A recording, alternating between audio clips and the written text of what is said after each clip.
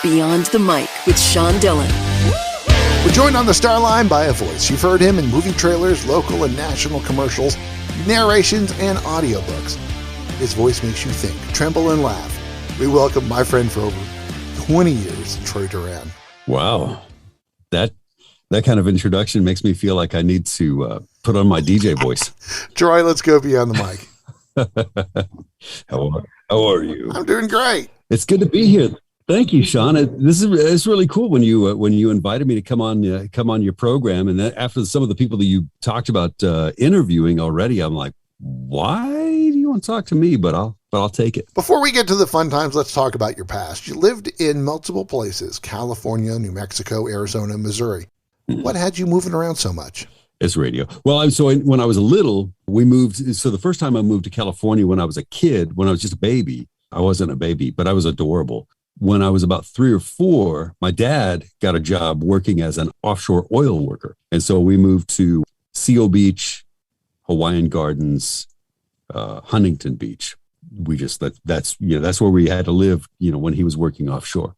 We came back to New Mexico, but all I wanted to do when I was growing up, especially because I knew that I wanted to be in radio from the age of 8. As soon as I got into radio, living in Podunk, Albuquerque, New Mexico, all I wanted to do was just get the hell out of Dodge.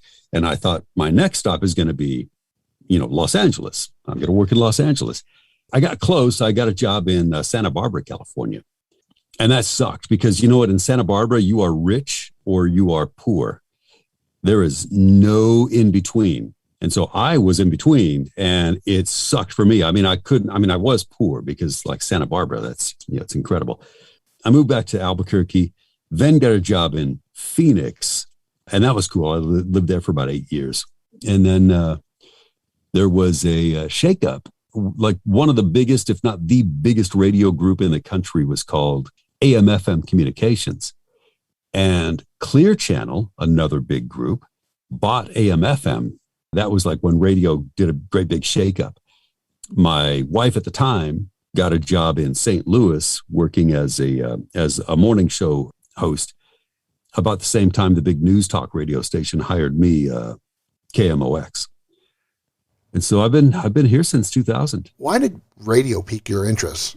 Was it the storytelling? Oh man, radio was exciting. Like when I was a little kid, I remember and only people as old as me will remember this.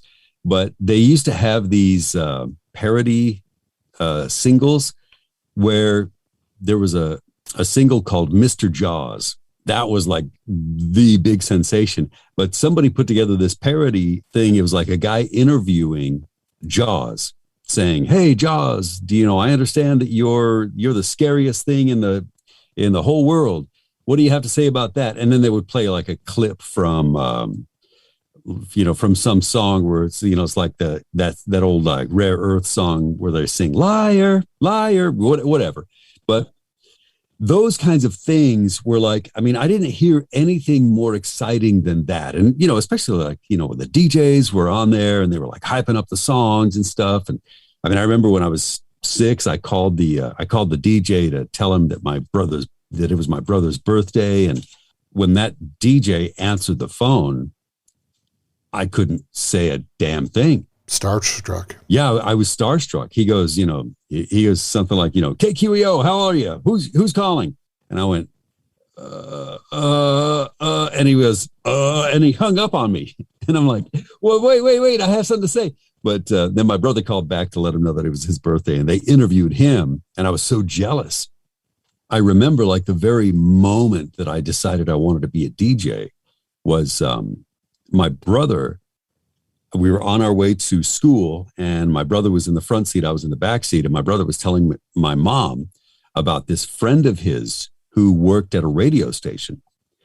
And he was only about 12. So I'm guessing that, his friend's mom probably worked at a radio station, and, she took him to work and maybe had him throw the trash or whatever, sweep the halls. And anyway, so when he was telling her about that was like the first time it occurred to me that you could be, that you could make a living doing that. And I said to myself at that moment, at the age of 8, that's what I'm going to do. I'm going to be on the radio. So I used to like lay down and put speakers next to my head and play my Kiss records. And I would like, announce the songs in between the songs on the record. I used to read every billboard as we were driving down the street. I'd read it out loud in my DJ voice. And so everybody hated me because that gets annoying. Yeah. So, I mean, I always knew I wanted to be on the radio. So when did you get your DJ voice? God, I guess about the time that my voice changed. Like when I stopped, hello, Mom. When it stopped doing that, then it actually became like a real voice. So I was kind of lucky with that. Although when I do talk, I always kind of sound like I'm making a DJ voice, and I don't. This is me. Voice actor Troy Duran joins us beyond the mic. I want to hear the story about you being cut from the El Dorado Golden Hawks football team for breaking your nose too much. Oh man, that sucked. That was the first time. So I wanted to join the football team because I had a crush on a girl, and she would not go out with me. And then, I was bugging her, and she's like, "But do you play football?" And I said, "No." And she said, "I only date football players." So I'm like, okay, I joined the football team. What I didn't know about football could fill a book about football. My team was the state 4 quad A champion team. I was a junior in high school. If I got to play, I would be playing my senior year. Well, that happened to be the team that Jim Everett had just played on. So, Jim Everett, who went on to be the quarterback for the Rams, the LA Rams, it was that team was the one that I was trying to get onto. But so anyway, we had to play an offensive position and a defensive position. Well, I wanted to be a tight end. I knew that. I knew that the tight end was the guy who caught the ball. And so when they said, all right, so what defensive position do you want to play? And I said, well, if the tight end catches the ball, then the defensive end must be the guy who catches the ball too. And so I said, I'll be the defensive end. So I spent like the whole everything, from weight training to 2-a-days to all of the drills, just getting my ass handed to me by these gigantic dudes. Like, all the running backs all probably weighed about 220, 230. And here I am, I weighed 135, 145 pounds. And so I was constantly getting mushed in the ground. But I broke my nose a couple of times. One time I broke my nose, like going up to catch a ball. And when I came back down, I came back down right on some other guy's head. And so that was the story. And I went, oh, I think I broke my nose. And like the guy that, the guy that I fell on, he goes, "Get up, man. You don't want to see him. You don't want to be staying on the ground, man. Show him you're tough." So I get up. I said, "Well, I think I broke my nose." And he goes, "Yeah, you're fine." And then I took my hand away from my nose, and it was like under my right eye. So he goes, "You better go talk to coach." And so I went to coach and I said, "Hey, coach, I think I broke my nose." And he said, "Oh, wow. Yeah. See if you can just kind of gently touch that and see if it'll move back into place." And I touched it and it went click right back into place. So, but it was clear that I sucked as a football player. They kindly put me out of my misery after 2-a-days. So tell me, how do you go from competing in the national Deca competition to playing football to becoming a voice artist? How on earth are you learning all of these things? What do you know? Who are you? Are you really with the NSA? Everybody says that, but seriously, how do you go from talking about petroleum to being a voice artist? Man, that was fun. So I'll tell you, the Deca thing was really cool. I was, the first I had ever heard of Deca was, I just like picked an elective, and it was marketing and distributive education. And I thought that sounds kind of cool. And so I did that, and they talked about Deca. And so Deca stands for Distributive Education Clubs of America. And basically you just learn like retail and market, all the different parts of the economy is what you learn. And so I chose petroleum because, my brother had a Camaro, and I helped him work on it. So I thought, well, I know some stuff about cars. So I took that, and I don't know if like maybe maybe just all the people that were also competing in that particular part of Deca just weren't very smart. But I won the city tournament, and then we went to the state, the state championship, and I won that too, just like hands down. And so the next thing I know, we're going to Chicago. Chicago was awesome. Like, I'm from Albuquerque, New Mexico, and then we go to Chicago, which, the Windy City, and it was so cool. It's not like where it's not like the most likely place to be shot. It wasn't back then like it is now. So we go to Chicago. We're staying at the Hilton. It's a really nice Hilton hotel. I can't remember the name of the hotel. Me and my buddy Danny Schwed, we went like running around Chicago, and guess what we found? Like right around the corner from where we were. Dead body? Better. The Playboy thing. It was like the Playboy Studios in Chicago. So we went up there, and we went up to the Playboy and walked right up to the receptionist and said, I don't remember what we said. We're like, hey, could we have a tour of your studios? What are you? 16, 17? Yeah, we're 16, I think. And my buddy Danny goes, well, can we sit down in your lobby? And she goes, okay. So we did. We just, we sat down in the lobby and watched hot women walking in and out of that lobby all day. I mean, we must have stayed there for like 2 or 3 hours, just like getting to see beautiful women walk in the building. So that was like part of our experience. And then it's just a bad idea to put 1,000 high school children in a hotel, especially up on the higher floors, because it was just, it was like Animal House. It was terrible. I can't believe that these people allowed us. We were filling up, the waste paper liner bags, fill them up with water and throw them out the window, to hear them explode. When they hit the ground from 15, 16 floors, we got drunk off our butts. It was just an awesome trip. And like, I made out with a girl from Guam who was also there for the competition, and then a girl from Wyoming. It was really, really cool. But suffice it to say, the next morning when it's time to go to the competition, I was like hungover and worthless. So, nothing happened at nationals, but that was a great, I remember that clearly because I just told you about it. If you're enjoying these conversations, please check out another Beyond the Mic episode to find more actors, artists, and people you need to know. We'd also appreciate a like and subscribe on the Good Pods app. Troy, you can't avoid it is the Rocking 8. 8 random questions. Answer with the first thing that comes to your mind. There is no pressure. Cool. Troy, what word or phrase makes you giggle and it's hard for you to get out right the first time when you read it? Kumquat. Who do you want to narrate the trailer of your life? Oh, easy. The voice of Shadow from the American Gods. He's a voice actor named Daniel Oresquez. Amazing voice. I fangirl over him. I'm like, whoo. What's the best excuse you've given to get out of jury duty? Nobody's asked me to go to jury duty yet. What? Yeah, probably has something to do with that Chicago trip. What do your grandkids call you? Grandpa. When you feel sick, what makes you feel better? Throwing up. You're on a jazz station in California, so what's your favorite jazz album of all time?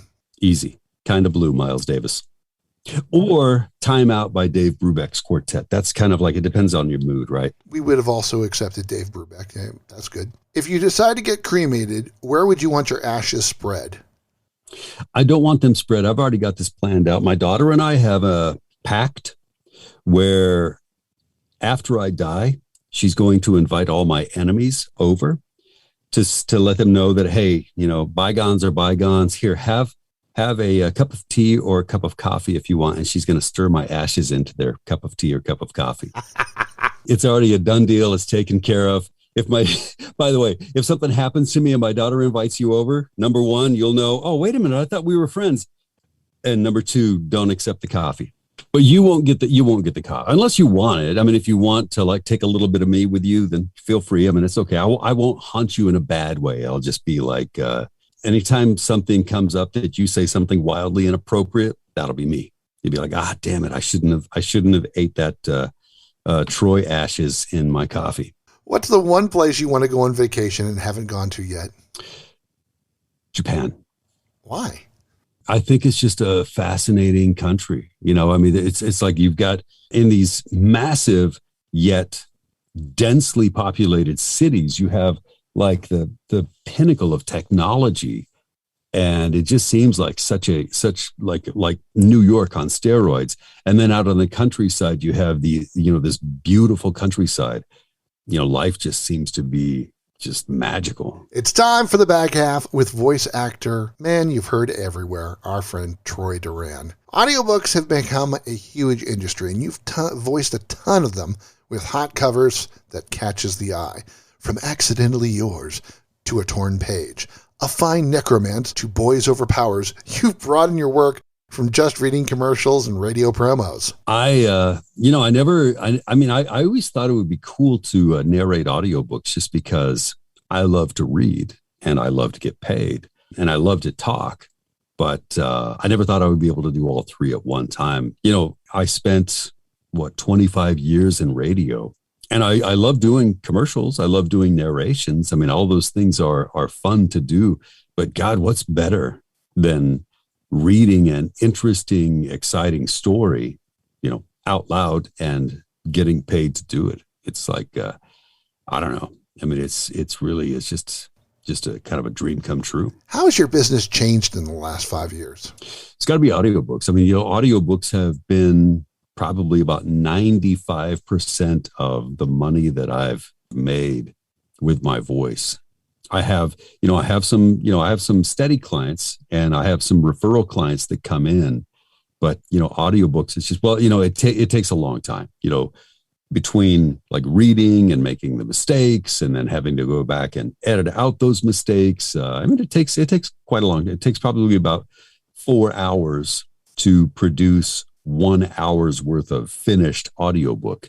You have to kind of like, you have to want to make a living doing audiobooks in order to do that. Cause it's so tedious. It's not like, if a radio station sends you a promotion to read, it'll take you maybe 5 or 10 minutes to do that. If you're doing an audiobook, it takes a good part of your day. How many audiobooks can you read in a week? I mean, full production and everything. 2, maybe 3.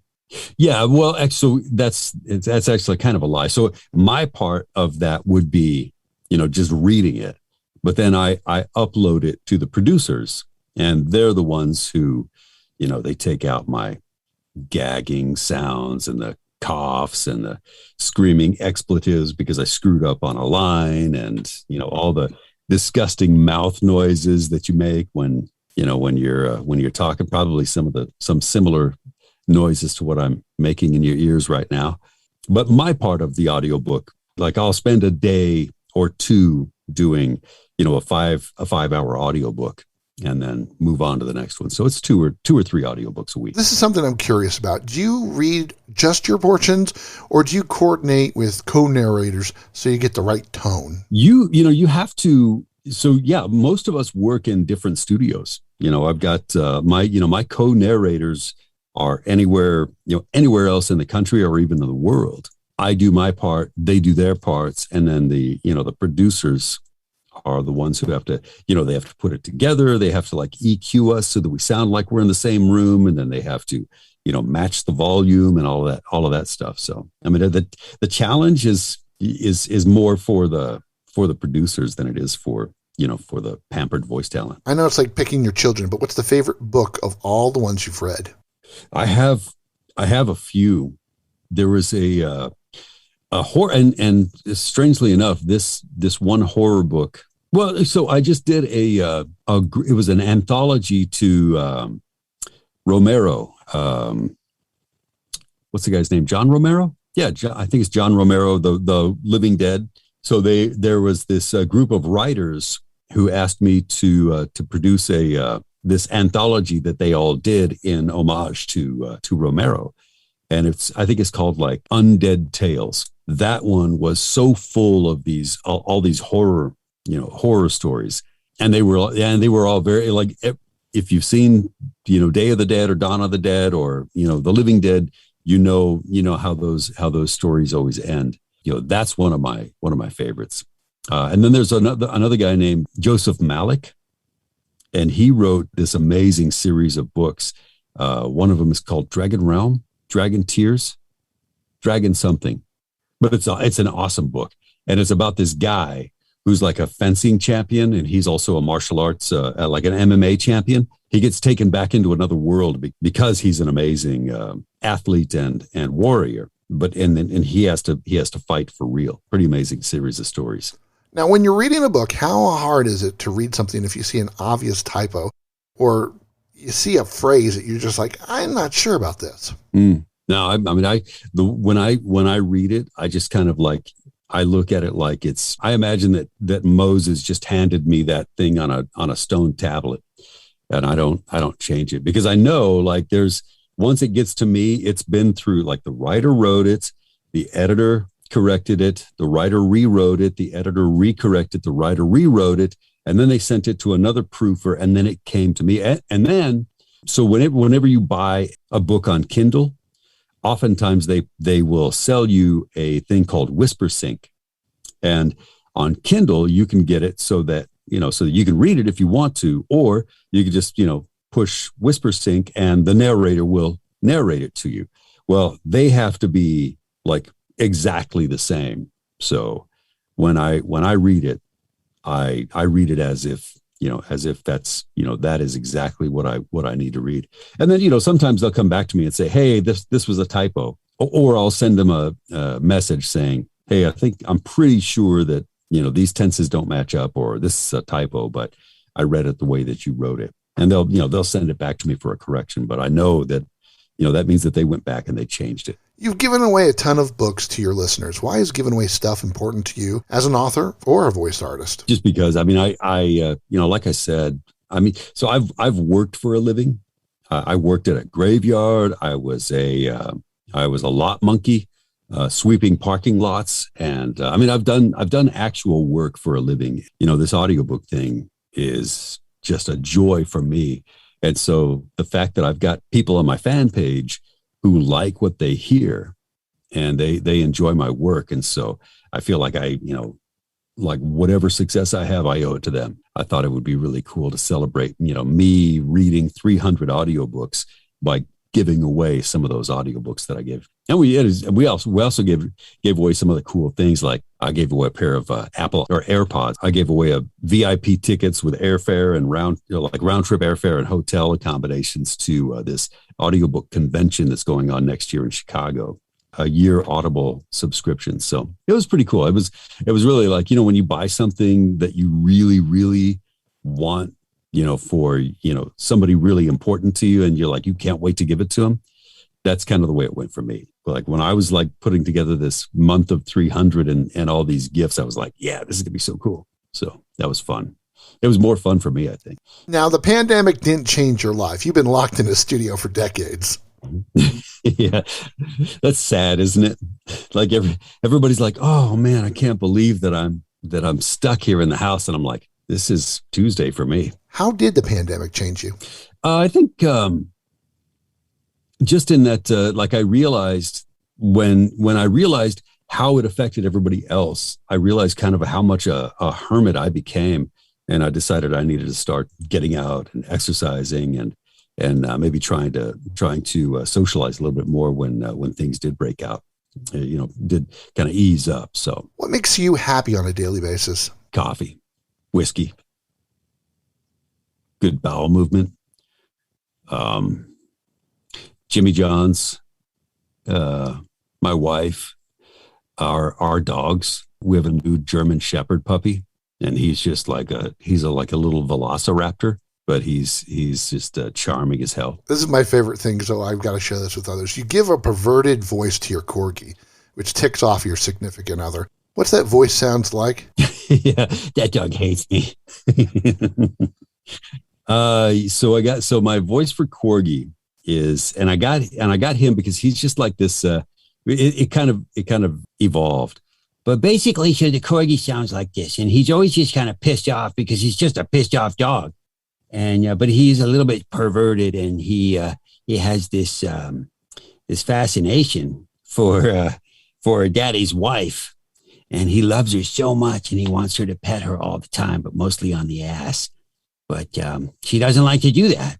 But that's okay. I'll just keep trying. How about for your German Shepherd? The other dog he's a German Shepherd. So, of course, he has to have his German accent. And that's what we talk like with when we say, hey, how about I lick my own balls and then I will give you a kiss on the face? It's time for One Big Question with our friend Troy Duran beyond the mic.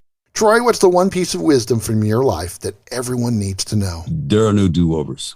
Whatever is behind you is gone. And so all you can do is focus on what you're doing right now and the direction that you want your life to go. A good friend of mine, his name is Mark Maurer, and his voice, just the most amazing voice in the world. He passed away to cancer. And we used to talk once a week, maybe twice a month. But every time we talked, it was never a 20-minute conversation. It was like you and I, Sean, when we talk on the phone, it's never a, hey, how's it going? Okay, I got to go. It always turns into 30 minutes or an hour. But that's what friends do. Yeah. We would talk like about everything and nothing. We would solve the problems of the world and then get off the phone. And then we'd talk maybe a couple of weeks later after that. Well, I hadn't talked to him in a little while. And I was thinking, I wonder what Mark's up to. I need to give him a phone call this weekend or whatever. And you know how things go. Things get busy and you don't do it. Well, I just saw last week that another friend posted on Facebook that he passed away. And I just, it was like a sucker punch to the gut. And I realized, shit, I'm never going to talk to Mark Maurer again. I really missed him, but I never want to have a regret. So I would say don't have any regrets. If you feel like you need to call somebody, call them, talk to them, tell them you love them. That way you don't have to ever feel like you missed out on an opportunity because, we're not guaranteed tomorrow. Where can people find your work? You go to Audible and search Troy Duran. That's one way to do it. You can go to troystory.net and that will get you to my page as well. He joined the football team because of a girl, spent time at the Playboy Studios. Don't drink tea or coffee after Troy passes.